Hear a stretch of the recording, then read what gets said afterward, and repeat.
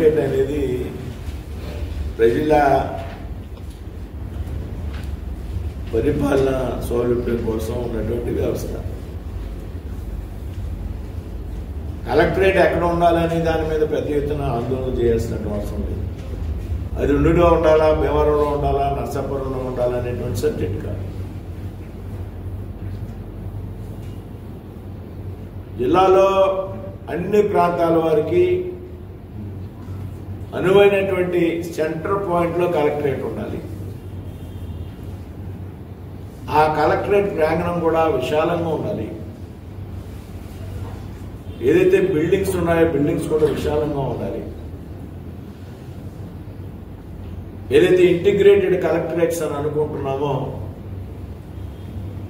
ఒకే ప్రాంగణంలో అన్ని జిల్లాల ప్రభుత్వ కార్యాలయాలు ఉండాలి.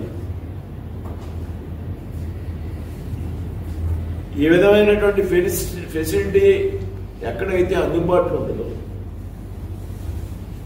అక్కడ కలెక్టరేట్ ఉండడం సమంజసం. మనం ఆ విధంగానే అలా ప్రజలకు అనువైన ఇందులో రాజకీయాలకు అవకాశం, ప్రెస్టేజ్లకు అంతకన్నా అవకాశం.